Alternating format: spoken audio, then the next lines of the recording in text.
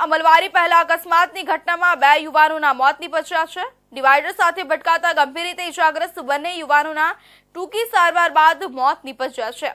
ઉપરાંત અકસ્માતમાં 3 મિત્રો ઇજાગ્રસ્ત થયા હતા અને ત્રણેય મિત્રો એક જ મોટરસાયકલ પર સવાર હતા। આમ ઉમરાથી અઠવા ગેટ તરફ જતી વેળાએ મોટરસાયકલ ડિવાઈડર સાથે ભટકાઈ હતી।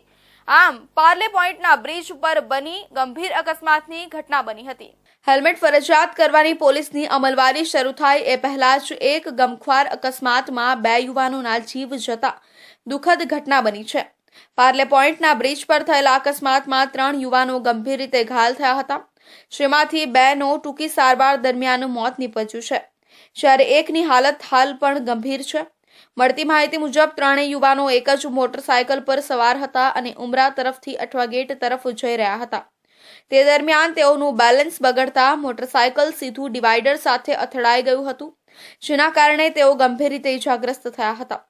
આસપાસના લોકોએ તરત જ એમ્બ્યુલન્સ અને પોલીસને જાણ કરી અને ઘાયલોને તાત્કાલિક નજીકની હોસ્પિટલ ખસેડવામાં આવ્યા હતા, પરંતુ ગંભીર ઇજાઓને કારણે 2 યુવાનોનો જીવ બચી શક્યો નહીં। પ્રાથમિક તપાસમાં જાણવા મળ્યું કે આ યુવાનો હેલ્મેટ વિના મુસાફરી કરી રહ્યા હતા।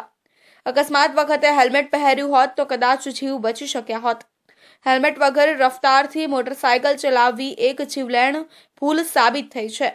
सर ये 3 जने आ रहे थे उमरा की तरफ, सरगम वाला ब्रिज चढ़ते 3 जने में से एक जना बच गया, बाइक चलाने वाला।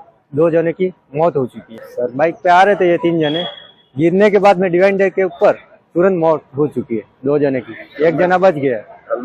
हेलमेट नहीं पहना था, हेलमेट पहनते तो आज बच जाता मेरा भांजा। हेलमेट पहनने के लिए सभी के लिए अच्छा है। આ દુર્ઘટનાને ધ્યાનમાં રાખીને પોલીસ અને ટ્રાફિક વિભાગ ફરીથી હેલ્મેટના મહત્વ પર ભાર મૂકી રહ્યું છે। હમણાં જ સુરત શહેરમાં હેલ્મેટ ફરજિયાત કરવાની પોલીસની અમલવારી શરૂ થઈ છે અને લોકોને હવે વધુ સજાગ બનવાની જરૂર છે।